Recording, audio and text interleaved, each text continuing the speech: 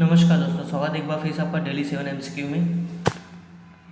चलिए देखते हैं आज हमारे पास कौन सा 7 MCQ है जिन्हें हमें सॉल्व करना है। क्वेश्चन नंबर 1 है आपका, बंगाल में लॉर्ड कॉर्नवालिस द्वारा शुरू की गई स्थायी बंदोबस्त प्रणाली के संबंध में निम्नलिखित में से कौन से कथन सही है।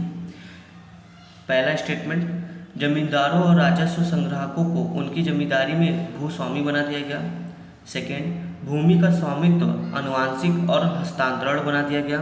थर्ड, जमींदार को किसानों द्वारा भुगतान किए जाने वाला भू राजस्व निश्चित कर दिया गया। उपरोक्त कथनों के आधार पर निम्न में से सही विकल्प का चयन करना है आपको।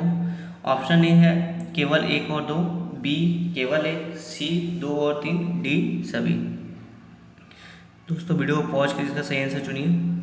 तो इसका जो सही आंसर होगा वो होगा ऑप्शन ए, केवल 1 और 2 सही है। थर्ड वाला स्टेटमेंट हमारा गलत है। क्यों गलत है? क्योंकि जमींदारों को किसानों का जो भुगतान किया जाने वाला जो भू राजस्व था वो निश्चित नहीं था। जमींदार जो कि किसानों से मनमाना जो कि भू राजस्व वसूली करते थे। हाँ, जो निश्चित था वो क्या था? अंग्रेजों और जमींदारों के बीच में जो भू राजस्व वसूली की गई थी उसका बंटवारा। अंग्रेजों के पास जो है कि कुल भू राजस्व का 10/11 भाग जाता था, जबकि 1/11 भाग जो है कि जमींदार रखते थे। और जमींदार अधिक से अधिक लाभ कमाने के चक्कर में जो कि अधिक से अधिक जो है कि किसानों से भू राजस्व वसूली करना शुरू कर दिए थे, जिससे किसानों का शोषण बढ़ गया था। तो इस अनुसार हमारा जो सही आंसर होता है वो होता है ऑप्शन ए। चलते हैं नेक्स्ट क्वेश्चन की तरफ। क्वेश्चन नंबर 2, 1857 के विद्रोह के संदर्भ में निम्नलिखित में से कौन से युग्म सही सम्मिलित है। विद्रोह का केंद्र है आपका और नेता है। अब विद्रोह के केंद्र में कुछ स्थल दिए गए, आपको बताना है कि क्या इनका नेतृत्व इन नेताओं ने किया था, उस हिसाब से ये सही है। पहला है लखनऊ, लखनऊ में बता रहा है बेगम हजरत महल। सेकेंड है बरेली, बरेली में नेता कुंवर सिंह। थर्ड है फैजाबाद, जिनका नेतृत्व खान बहादुर खान। फोर्थ है आपका दिल्ली, जहाँ के नेता को जनरल बख्त खान बताया जा रहा है। उपरोक्त कथन के आधार पर गलत विकल्प का चयन करना है आपको, ये ध्यान रखना है आपको जो इसमें से कौन सा विकल्प गलत इस हिसाब से। तो ऑप्शन ए है केवल 1, ऑप्शन बी है केवल 1 और 4, ऑप्शन सी है 2 और 3, ऑप्शन डी है कि 1, 2, 3, 4 सभी गलत है। तो वीडियो को पॉज कीजिए और सोचिए इसका सही आंसर क्या होगा दोस्तों। इसका जो सही आंसर है वो होगा आपका ऑप्शन सी, 2 और 3। जो विकल्प जो दूसरा और तीसरा स्टेटमेंट है वो गलत है। बरेली में कुंवर सिंह नहीं है, बरेली में जो है कि आपके खान बहादुर थे। और जो है कि फैजाबाद में जो है कि आपके खान बहादुर नहीं, क्योंकि ये तो बरेली में थे। फैजाबाद में आपके थे मौलवी अहमदुल्ला, और कुंवर सिंह जो है कि बिहार से थे, जगदीशपुर, तो बिहार का नेतृत्व ये कर रहे थे। पहला स्टेटमेंट, पहला जो है कि लखनऊ में बेगम हजरत महल थी, ये सही है। फोर्थ आपका दिल्ली जनरल बख्त खान, ये सही है।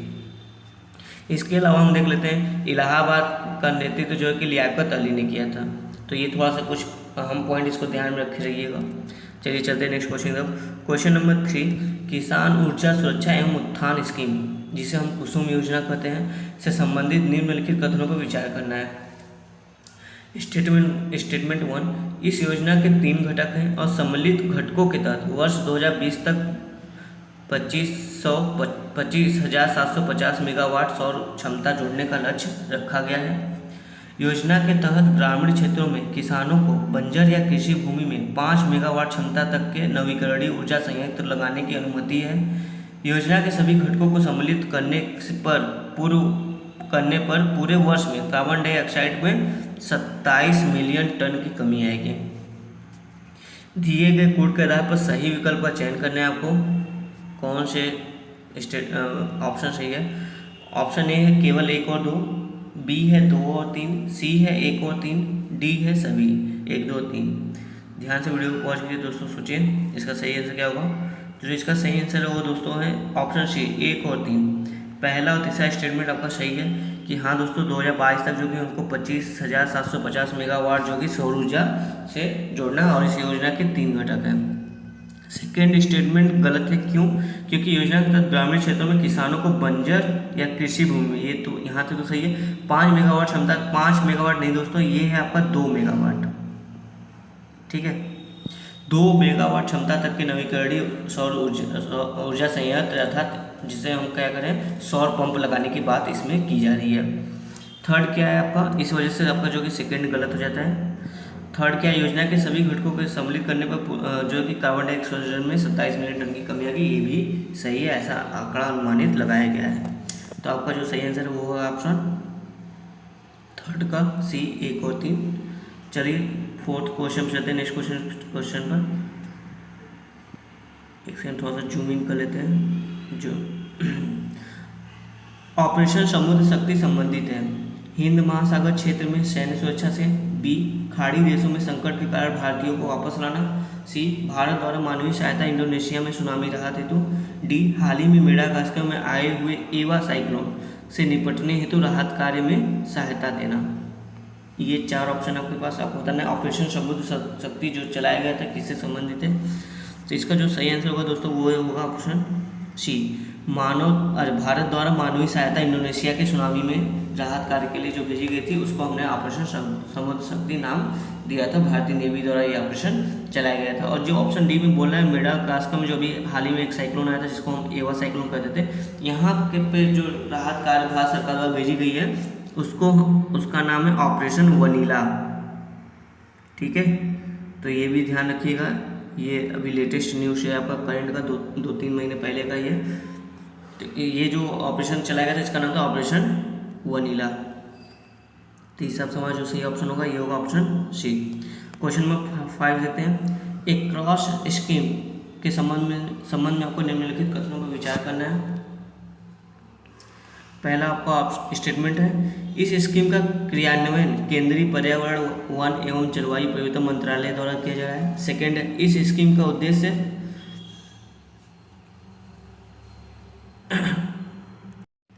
कृषि में, यहाँ पे कृषि होना चाहिए था, कृषि में क्लाइमेट स्मार्ट कृषि को बढ़ावा देना तथा सिंचाई का कुशल उपयोग करना है। ठीक है, ये बोला कि इस स्कीम का उद्देश्य जो कि क्लाइमेट स्मार्ट कृषि को बढ़ावा देना तथा सिंचाई का कुशल उपयोग करना है। ये तो सेकंड स्टेटमेंट है आपका, आपको सही विकल्प का चयन करना है एक क्रॉस स्कीम के संबंध में। ऑप्शन ए है केवल 1, ऑप्शन बी है केवल 2, सी है 1 और 2 दोनों, डी है कोई नहीं। तो वीडियो को पॉज कीजिए, ध्यान सोचिए दोस्तों, एक इंपॉर्टेंट स्कीम रही है भारत सरकार की है।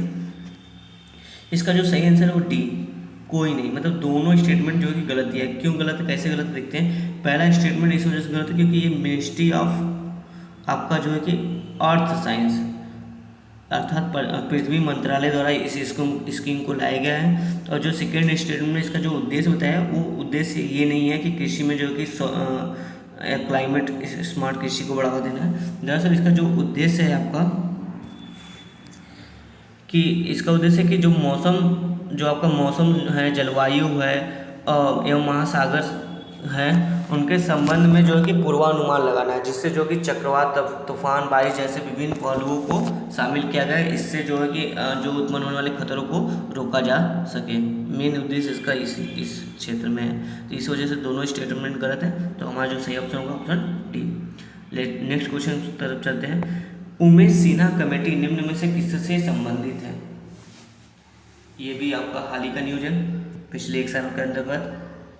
ऑप्शन ए है सिविल सेवा में लैटरल एंट्री पर विचार हेतु, बी है जन प्रतिनिधित्व अधिनियम 1951 में सोशल मीडिया के संबंध में बदलाव पर सुझाव, सी है जीएसटी के संबंध में सुधार, डी है अफस्पा कानून जिसको आप सशस्त्र सीमा बल कहते हैं, अफस्पा कानून का मूल्यांकन करने के लिए।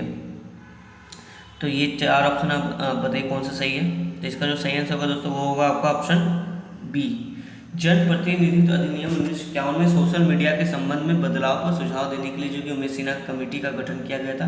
उन्होंने ये सुझाव दिया था कि जो सोशल मीडिया है इसको भी चुनाव के वक्त जो कि इनका भी दायित्व होना चाहिए कि ये जो कि इलेक्शन का प्रचार प्रसार जो कि जब विदिन 24 आवर जब इलेक्शन कंडक्ट होने हैं तो उस वक्त जो कि रोक दें। इस माध्यम से भी जो है कि इलेक्शन का प्रचार प्रसार सोशल मीडिया के जरिए भी नहीं होना चाहिए, या फिर जो भी कोई फेक न्यूज ऐसे संबंधित मामले आ रहे हैं तो इस पर भी सोशल मीडिया जो कि निगरानी रखे। एक तरह से थोड़ा सा सोशल मीडिया के रेगुलेशन से संबंधित था चुनाव के समय में। उस संबंध में जो कि उमेश सिन्हा कमेटी का गठन किया गया था। आइए अपने लास्ट क्वेश्चन की तरफ चलते हैं। Question number 7, Big Mac index जो दुनिया भर के अर्थव्यवस्था को पीपीपी पैरिटी पावर परचेजिंग के आधार पर रैंक देता है, निम्नलिखित में से किसके द्वारा जारी किया जाता है। ऑप्शन ए है वर्ल्ड इकोनॉमिक फोरम, बी है वर्ल्ड बैंक, सी है द इकोनॉमिस्ट मैगजीन, डी है द इकोनॉमिक्स इंटेलिजेंस यूनिट। चार ऑप्शन है, ध्यान से वीडियो को पॉज के आंसर सोचिए दोस्तों। करंट का न्यूज चाहिए आपका, तो इसका जो सही आंसर है वो है आपका सी, द इकोनॉमिस्ट मैगजीन है, जो कि दुनिया भर की अर्थव्यवस्था को जो कि पीपीपी मॉडल के आधार पर रैंक प्रदान करती है। ये जो कि बिग मैक इंडेक्स जारी करती है। आई होप आपको वीडियो पसंद आया होगा। अगर आप चैनल पर नए हैं तो चैनल को सब्सक्राइब कर लें। धन्यवाद दोस्तों।